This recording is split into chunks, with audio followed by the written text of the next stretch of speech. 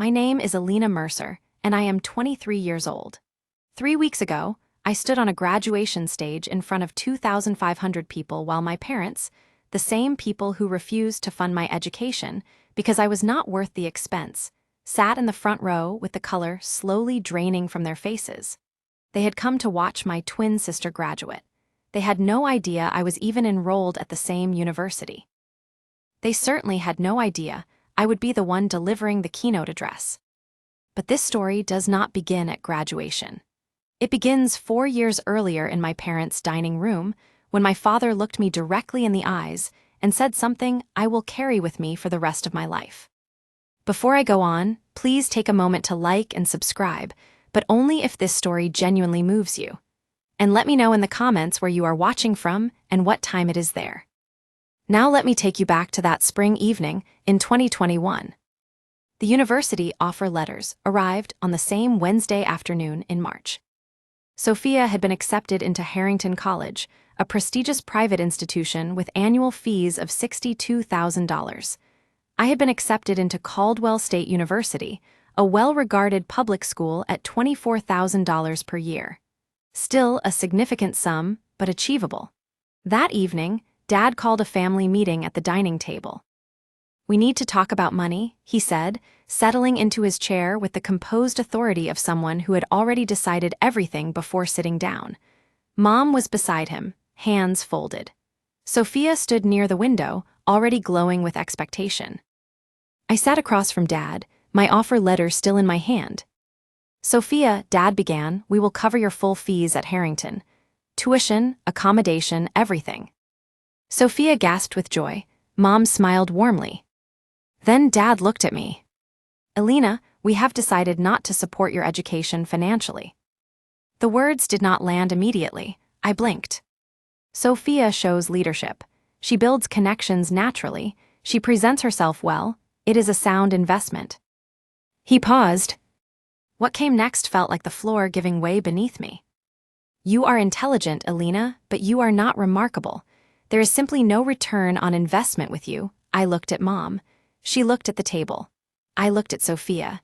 She was already typing on her phone, probably sharing the Harrington news with her friends. "So I suppose I will manage on my own," I said quietly. Dad shrugged. "You have always been resourceful. I am sure you will work something out." That night I did not cry. I had spent enough years crying, over forgotten birthdays, second-hand presents, being edged out of family photographs. Instead, I sat on the edge of my bed and arrived at a conclusion that would redefine everything. To my parents, I was not their daughter. I was a poor return on investment. But what Dad did not know, what no one in that house knew, was that his decision had just set something in motion that he would spend years trying to understand. And 4 years later, he would face the full weight of it in front of thousands of people. The favoritism had never been subtle. It had always been there, stitched into the pattern of our family like a flaw everyone agreed not to mention.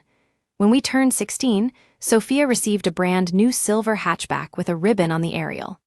I received her old tablet, the one with a shattered corner and a charging port that only worked at one specific angle.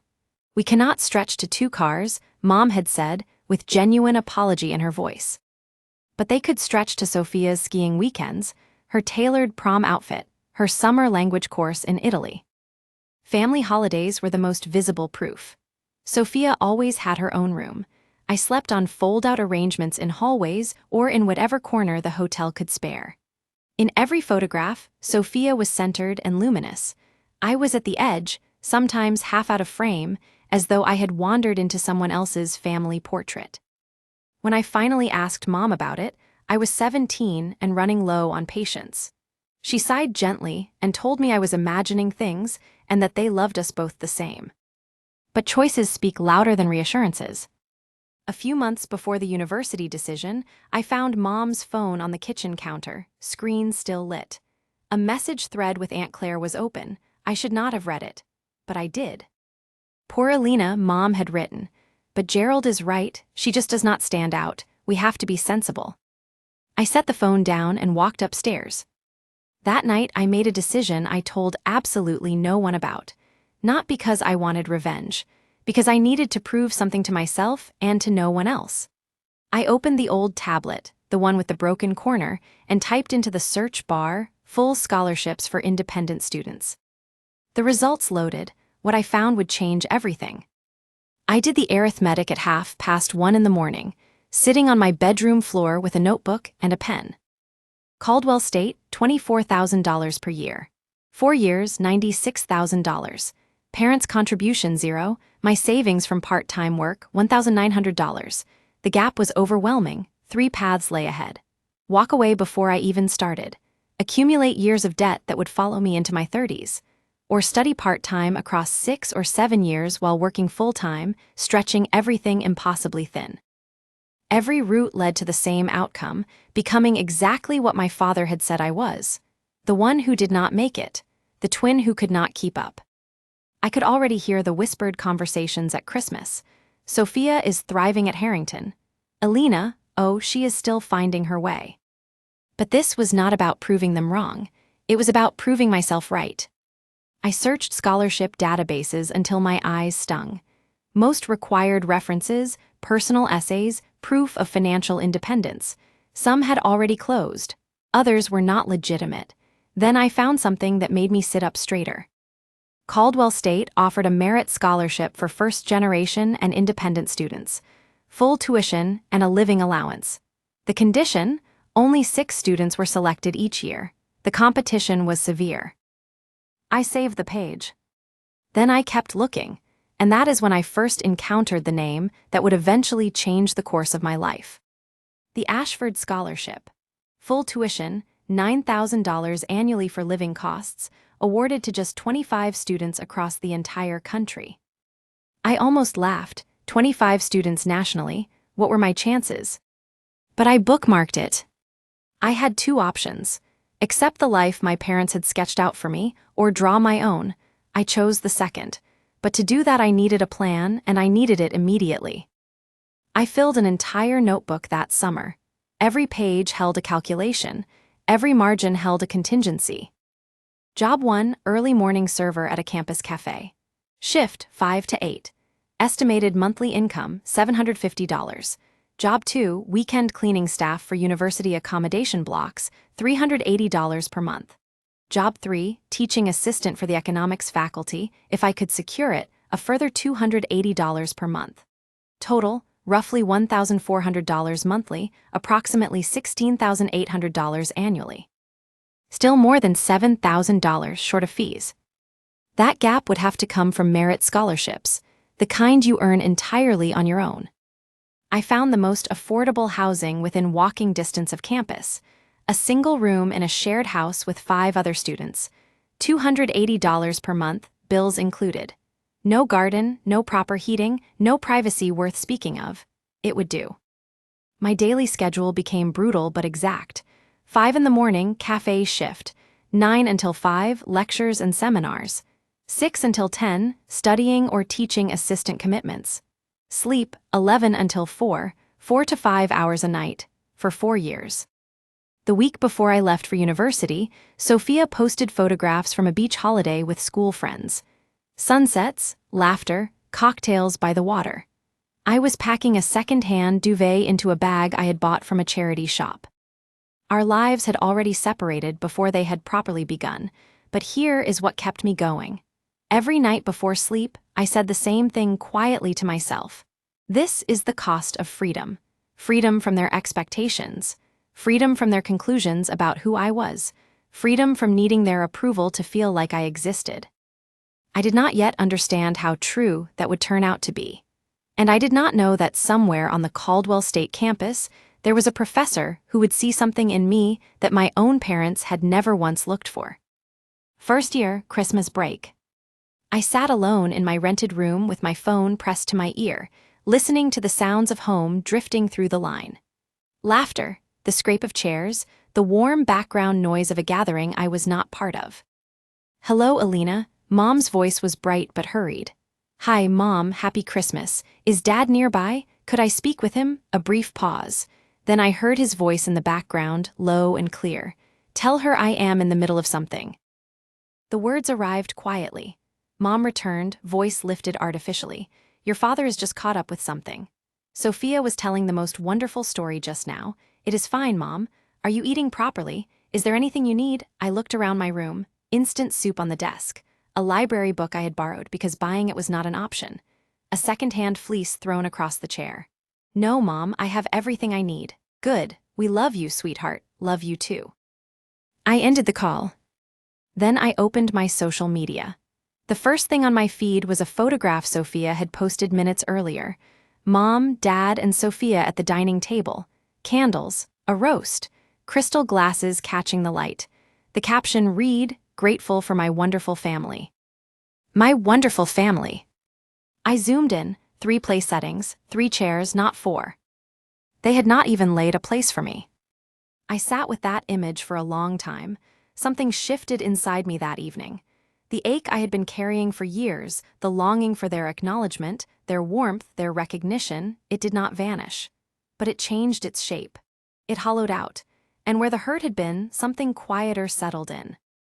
Strangely, that quietness gave me something the hurt never had: clarity. Second semester, first year. Introductory Economics.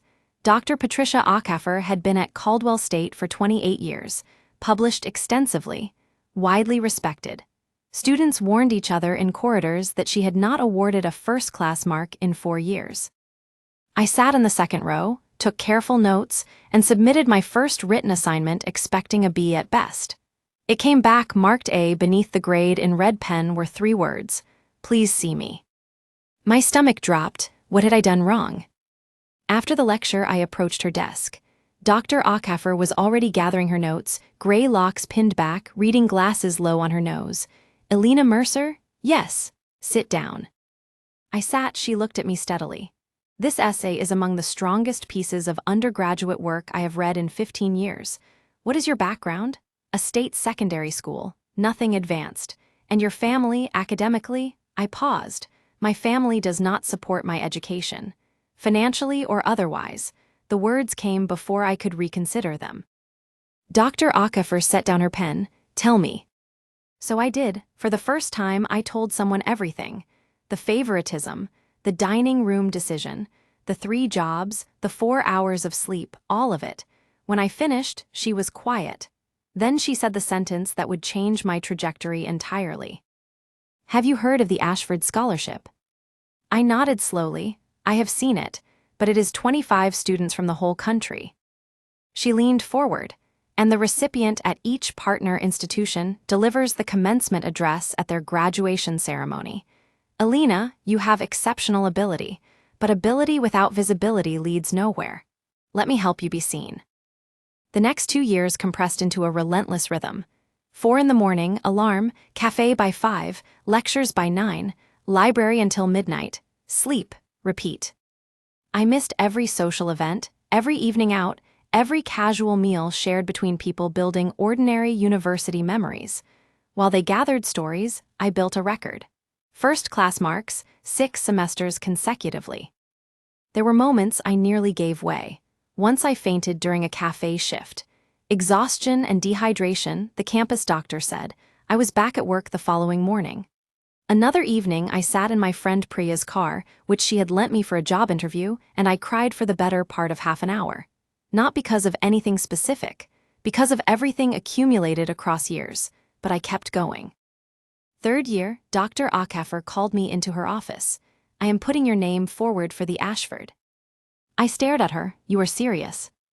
10 essays, 3 interview stages, the most demanding application process you have encountered. She paused, "But you have already lived through harder." The application consumed 3 months. Essays on resilience, vision, leadership under adversity, telephone interviews with panels of academics, reference letters, background verification. Somewhere in the middle of it all, Sophia sent me a message. "First contact in months. Mum says you have not been home for the holidays. That is a bit sad, honestly." I read it, turned my phone face down, returned to my essay. The truth was I could not afford the fare home. But even if I could have, I was no longer certain I wanted to go. That Christmas, I sat alone in my rented room with a cup of instant soup and a small paper star Priya had folded and left on my desk. No family, no presents, no performance of togetherness. It was the most peaceful holiday I could remember. The email arrived at 7:14 on a Tuesday morning in my final year. Subject line, Ashford Foundation, final stage notification. My hands were shaking too much to scroll cleanly. Dear Miss Mercer, congratulations. From 220 applicants, you have been selected as one of 50 finalists for the Ashford Scholarship. The final stage will take place in person at our London office's 50 finalists, 25 places. I had a theoretical chance of 1 in 2, but nothing had ever been theoretical in my life. The interview was on a Thursday. London, 600 miles away. My bank account held $790. A last-minute train ticket would cost close to $380. A hotel room would take the remainder. Rent was due in 10 days. I was about to close the laptop when Priya knocked at my door. Ellie, you look terrible. What happened? I showed her the email. She screamed, genuinely screamed. You are going, she said, full stop. Beck, I do not have, coach ticket. Leaves Wednesday evening, arrives Thursday at 6. I will cover it. I cannot ask you to do that. You are not asking. I am deciding. She took my shoulders. Ellie, this is the moment everything has been building toward. You do not get to miss it. So I went. 6 hours overnight on a coach, arriving in the city at dawn with a stiff neck and a blazer from the charity shop on the corner. The waiting room was full of composed, polished candidates, designer bags, family members hovering with encouraging smiles. Easy, practiced confidence. I looked at my second-hand outfit and my scuffed shoes. I do not belong here, I thought. Then I remembered something Dr. Ackafer had said. You do not need to belong. You need to show them you deserve to. 2 weeks after the interview, I was walking toward my morning shift when my phone buzzed. Subject, Ashford Scholarship, decision. I stopped in the middle of the pavement. Someone on a bicycle swerved around me. I did not hear them. I opened the email. Dear Ms. Mercer, it is our great pleasure to inform you that you have been selected as an Ashford Scholar for the class of 2025. I read it 3 times, then a 4th. Then I sat down on the curb and wept. Not quietly. Fully, completely, the kind of crying that draws glances from strangers. 3 years of exhaustion and solitude and sheer grinding determination poured out of me right there on the street outside the cafe where I had been serving coffee since before sunrise for the better part of 3 years. I was an Ashford Scholar, full tuition, $9,000 annually for living costs, and the right to transfer to any partner university in the Foundation's network. That evening, Dr. Ackafer called me personally. Alina, I have just received the notification. I am so proud of you. Thank you, I said, for everything. There is something more, she said. The Ashford allows you to transfer to a partner institution for your graduating year. Harrington College is on the list. Harrington, Sophia's university. If you transfer, Dr. Ackafer continued, you would graduate with their highest honors. And the Ashford Scholar at each institution delivers the commencement address. My breath stopped. Alina, you would be valedictorian. You would speak at graduation in front of everyone. I thought about my parents, about them sitting in the audience for Sophia's ceremony, entirely unaware I was there. I am not doing this for revenge, I said quietly. I know, said Dr. Ackafer. I am doing it because Harrington has the stronger program for where I want to go professionally. I know that too, she said. She paused. But if they happen to witness you at your best, that is simply what happens. I made my decision that night. I told no one in my family. 3 weeks into my final term at Harrington, it happened. I was on the 3rd floor of the library, tucked into a window seat with my corporate law textbook, when I heard a voice that made everything in me go still. Oh my goodness, Alina. I looked up. Sophia was standing 2 meters away, an iced drink in her hand, staring at me as though I had appeared from somewhere impossible. What are you doing here? When did you? How? She could not complete a single sentence. I closed my book. Hello, Sophia. You go here since when? Mum and Dad never said. Mum and Dad do not know. She blinked. What do you mean they do not know? Exactly that, they do not know I am here. Sophia set her drink down. She was still staring. But how? They are not paying, are they? I mean, how did you? I paid for it myself. I transferred on a scholarship. The word settled between us. Sophia's expression moved through confusion, then disbelief, then something else. Something that looked very much like shame. "Why did you not tell anyone?" I looked at her, my twin sister, the one who had received everything I had been denied. The one who had never once, across 4 years, asked me how I was managing. "Did you ever ask?" She opened her mouth, closed it.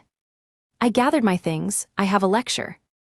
"Alina, wait," she reached for my arm. "Do you hate us, the family?"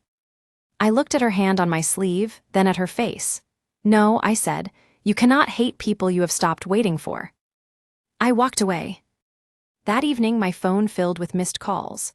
"Mom, Dad, Sophia again." I set it face down and left it. Whatever came next would happen on my terms. Sophia told them immediately. I know because she admitted it later once everything was over. "She is here," Sophia had said, barely through the door of her flat. "Alina is at Harrington. She has been here since September." According to Sophia, the silence on the other end lasted nearly 15 seconds. Then Dad's voice, "That is not possible. She does not have the funds for Harrington." Sophia said scholarship. "What scholarship? She is not scholarship material." "Dad, I saw her in the library. She is. I will deal with this." Dad called the following morning. First time he had dialed my number in over 2 years. "Francis, we need to talk." "About what?" "Sophia says you are at Harrington, that you transferred without a word to us." I did not think it was information you would want. A pause. "Of course I would want to know. You are my daughter." "Am I?" The words came out evenly, not sharp, simply factual. "You told me I was not worth the investment. Do you remember that?" Silence. "Francis, You said I was not remarkable, that there was no return on investment with me. I sat in our dining room and you said it to my face." "I do not. I mean, that was 4 years ago." More silence. "We should speak about this properly. At graduation, we are coming for Sophia's ceremony. I imagine you know you will see me there, Dad." I hung up. He did not ring back. That night I sat in the small flat I had paid for myself with money I had earned, and I thought about the conversation. He did not remember, or he had chosen not to. Either way, he had never truly seen me, but in 3 months he would. And when that happened, it would not be because I had demanded it. It would be because he could not look anywhere else. The weeks before graduation settled into a strange, suspended calm.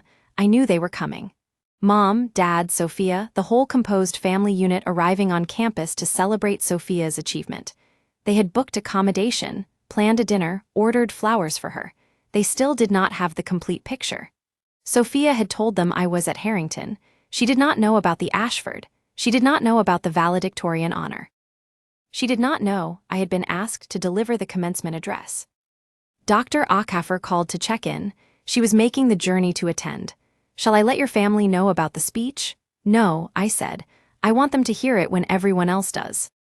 Priya drove up for the ceremony. She helped me choose a dress. The first new piece of clothing I had bought in 2 years that had not come from a charity shop. Deep green, simple, precisely right. "You look like someone who runs something," she said.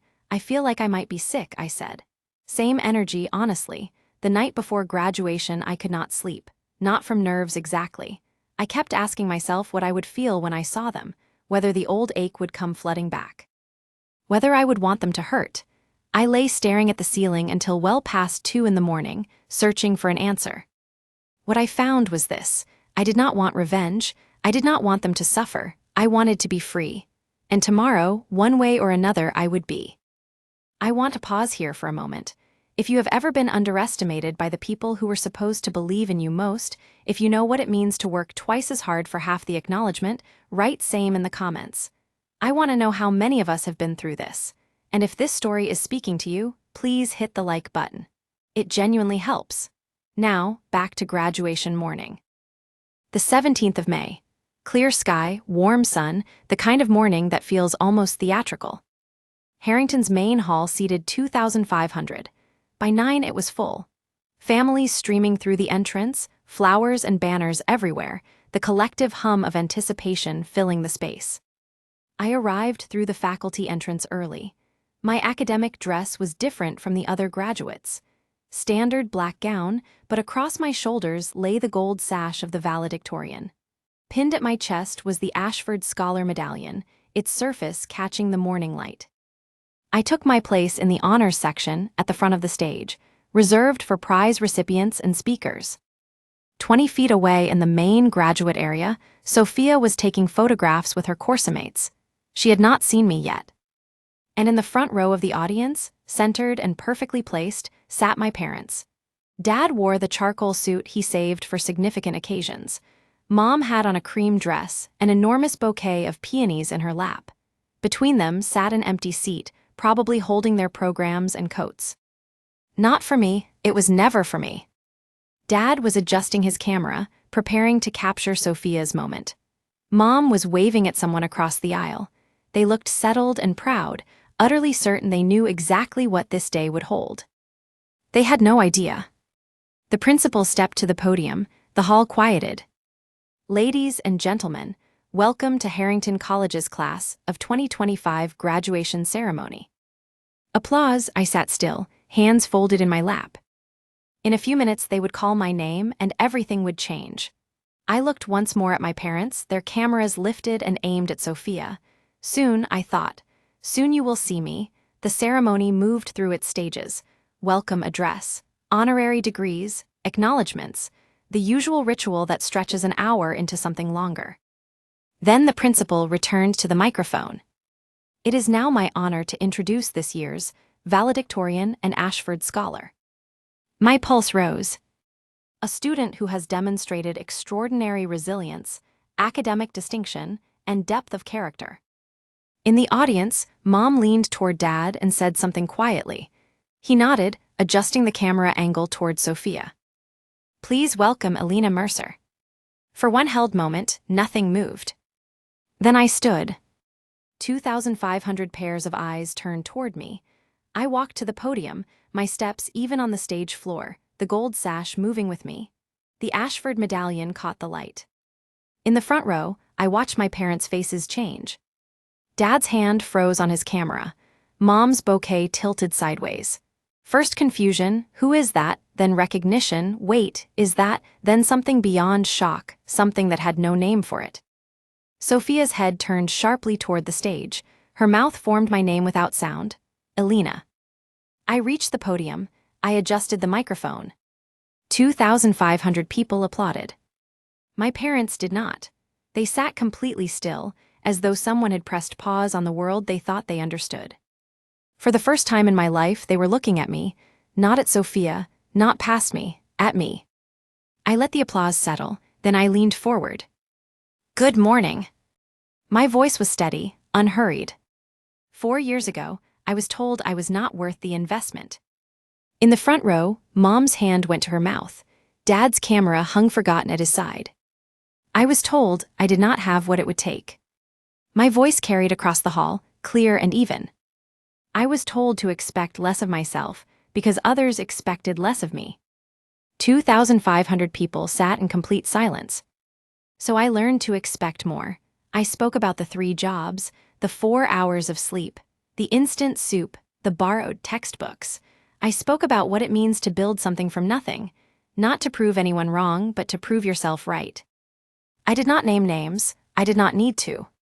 The greatest thing I was ever given was not money or encouragement.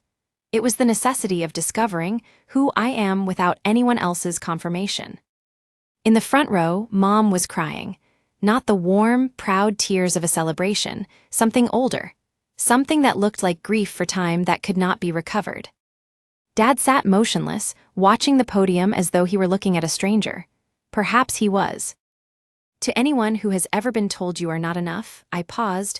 I want you to know something. You always have been. I looked out across the hall, at the other graduates who had struggled, at the friends who had stayed, at the strangers who were weeping, and yes, at my own family sitting in the front row like sculptures. I am not standing here because someone believed in me. I am standing here because I learned to believe in myself. The applause that followed was enormous. People rose to their feet, 2,500 people standing for someone they had never met. I stepped back from the podium. The reception was full of champagne and conversation. I was speaking with the dean when I saw them moving toward me through the crowd, slowly, like people walking against something heavy. Dad reached me first. His voice was rough. "Elena, why did you not tell us?" "I accepted a glass of water from a passing server. Did you ever ask?" He opened his mouth, closed it. Mom arrived beside him. Her mascara had run. "Sweetheart, I am so sorry. We did not know." "You knew," I said, keeping my voice level. "You chose not to look." "That is not fair," Dad began. "Fair," the word came out quietly. "You told me I was not worth investing in. You spent close to $250,000 on Sophia's education and told me to figure it out for myself. That is what happened." Mom reached for me. I stepped back. "Francis, please." "I am not angry," I said, and I meant it completely. The anger had finished with me years ago. What it left behind was something cleaner. "But I am not the same person who left your house 4 years ago." Dad's jaw tightened. "I made mistakes. I said things I had no right to say. You said what you believed," I answered. I met his eyes. "But you were right about one thing. I was not worth the investment. Not to you. However, I was worth every sacrifice I made for myself." He looked as though something had struck him. A hand appeared at my elbow.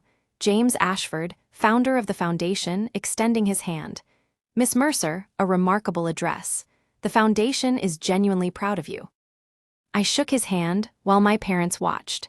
The founder of one of the most respected scholarships in the country, treating their supposedly unremarkable daughter as someone worth knowing. I saw it reach them then.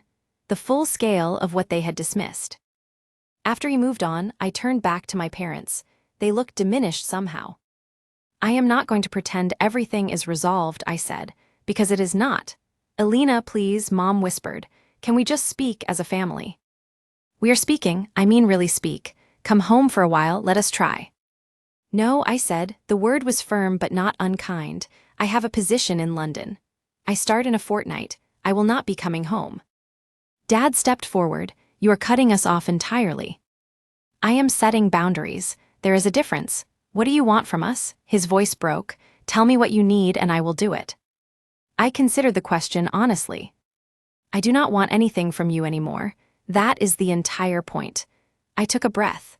"But if you want to have a real conversation, honest, with no deflecting, you can call me. I may answer. I may not. It will depend on whether you are calling because you mean it or calling because you want to feel better." Mom was crying again. "We love you, Elena. We have always loved you." "Perhaps," I said, "but love is not only words. It is choices, and you made yours." Sophia appeared at the edge of our circle, uncertain. "Elena," she hesitated, "congratulations." "Thank you, no embrace, no tearful reunion, but no cruelty either.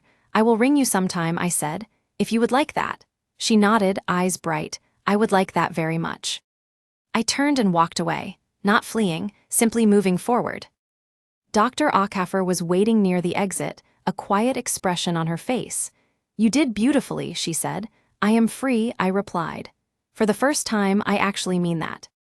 The ripples reached beyond the hall before my parents had even left campus. At the reception, I watched it unfold. Mrs. Thornton from their social circle approached Mom. "Diane, I had no idea Elena was at Harrington. And an Ashford scholar, you must be so proud." Mom's smile looked like something assembled under pressure. "Yes, very proud. However, did you keep it quiet? If my daughter had achieved that, I would not stop talking about it." Mom had no answer. Over the following weeks it continued.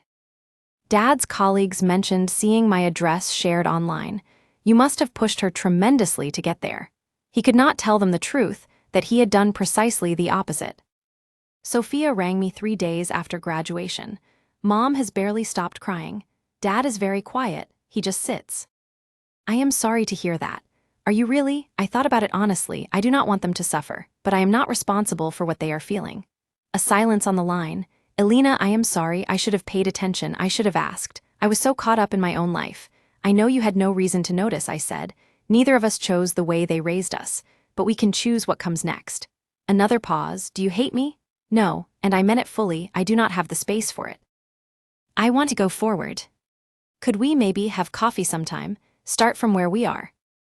I thought about my sister, the girl who had been given everything and had still found herself arriving empty-handed in a different way. "Yes," I said, "I would like that." 8 months after graduation, I stood in my new flat in London. A studio, really, one window looking onto a neighboring rooftop, a kitchen you could cross in 4 steps. But it was mine. I had signed the lease with my first salary from Whitfield and Cross, one of the leading financial advisory firms in the city. Junior position, long hours, an enormous amount to learn. I had never felt more settled. Dr. Ackeffer called on a Saturday. "How is the city?" Relentless and completely right for me, she laughed. "That sounds exactly correct. I am proud of you, Alina. I hope you carry that with you." "I do," I said. "Thank you for everything." Priya visited the following month. She walked through my studio, looked around at every corner, and announced it was exactly as small and characterful as she had hoped. Then she held me for a long time without speaking. "You did it, Ellie. You genuinely did it." One evening I found a letter in my post. Handwritten, 3 pages, Mom's familiar script. "Dear Alina, I am not asking you to forgive us. I am not sure I would if our positions were reversed." She wrote about regret, about the 100 small failures, about standing in that hall watching me at the podium and realizing she was looking at a stranger who was also her daughter. "I know I cannot undo any of it, but I want you to know that I see you now, I see who you have become, and I am so deeply sorry I did not see you sooner." I read it twice. I folded it carefully and placed it in the drawer of my desk. I did not reply, not yet, not because I was withholding something, but because I needed time to understand what I actually wanted to say, if anything at all. For the first time, the choice was entirely mine. All right, before the ending, I have to ask.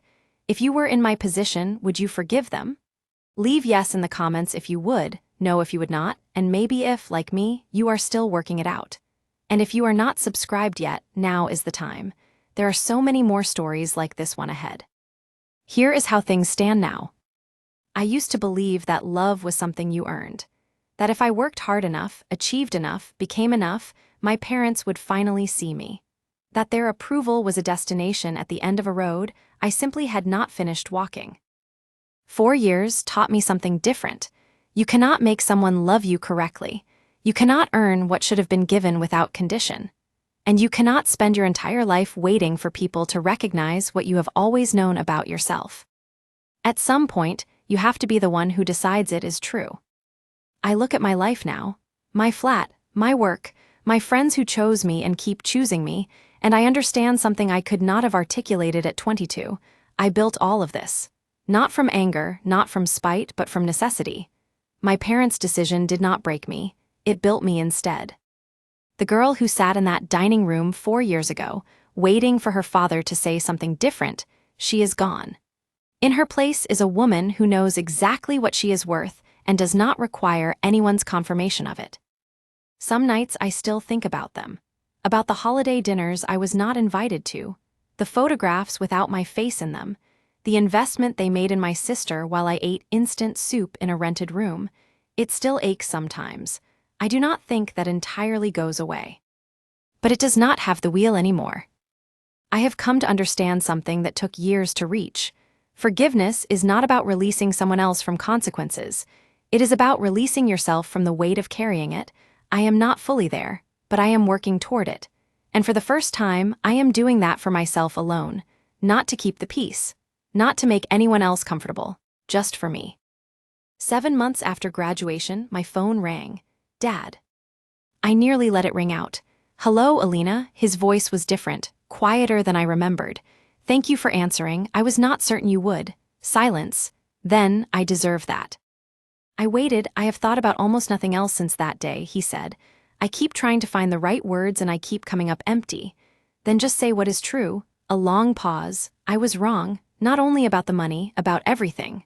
The way I spoke to you. The years I did not call. The years I did not ask." His voice broke. "I have no excuse for any of it. I was your father and I failed you." I listened to him breathe. "I hear you," I said at last. "That is all for now. What did you want from this?" "I do not know. I suppose I was hoping you might tell me how to make it right. It is not my responsibility to tell you how to repair what you did." More silence. "You are right." He sounded older than I had ever known him. "You are completely right." But I said, I took a breath. "If you want to try, I am willing to let you." "You are." "I am not making any promises." No family dinners where everything is performed. No pretending. But if you want a real conversation, honest, then I am willing to listen. That is more than I deserve. Yes, he said quietly. It is.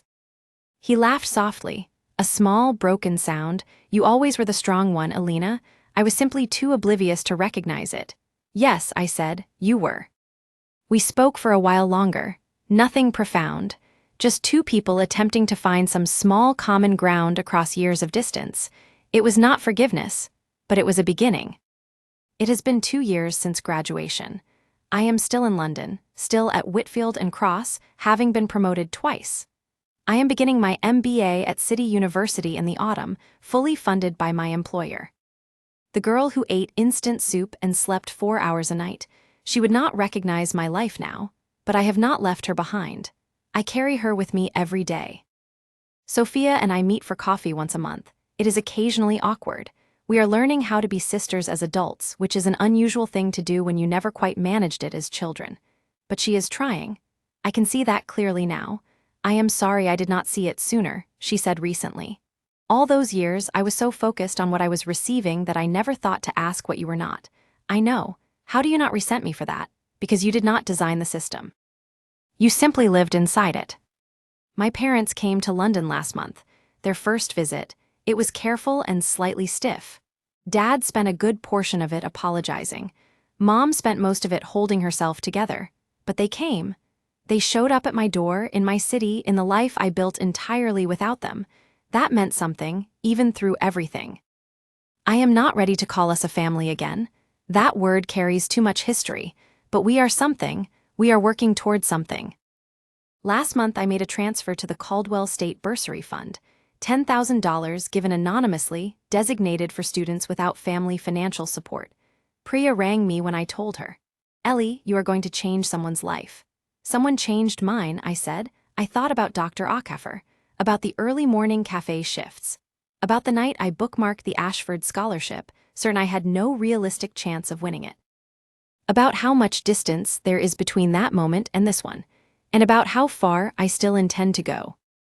If you are watching this and something in my story has reached you, if you have ever been overlooked or dismissed or told you were not enough by the people who were supposed to love you without condition, I want you to hear this clearly. They were wrong. They have always been wrong. Your worth does not depend on who acknowledges it. It is not a figure on a statement or a seat at a table or a place in a photograph. It exists entirely, whether or not a single person on this earth chooses to see it. I spent years waiting for my parents to notice me. I spent 4 more years building proof that I did not need them to, and what I finally understood is this. The validation I was searching for was never going to give me what I needed. Only I could do that. Some of you are estranged from your families. Some of you are still hoping for scraps of recognition. Some of you are only beginning to realize that the love you are receiving is not the love you deserve. Wherever you are in that, I want you to know something. It is all right to protect yourself. It is all right to draw a line. It is all right to decide that you matter more than keeping the surface calm. And it is all right to forgive, but only when you are ready, not one moment before. You do not need your parents, your siblings, or anyone else to confirm what you already know about yourself. You are enough. You always have been. If you can, say it out loud right now. I am enough. That is where it starts. The rest is yours to build. I believe in you. Because if a girl who was told she was not worth the investment can stand on a stage in front of 2,500 people as an Ashford scholar and valedictorian, you can do anything you decide to do. Thank you for staying until the end. If this story meant something to you, please like this video, subscribe to Storm After Silence, and share it with someone who needs to hear it today. Leave a comment telling me which part of this story stayed with you most. There are more stories like this one waiting for you in the description below. I will see you in the next one.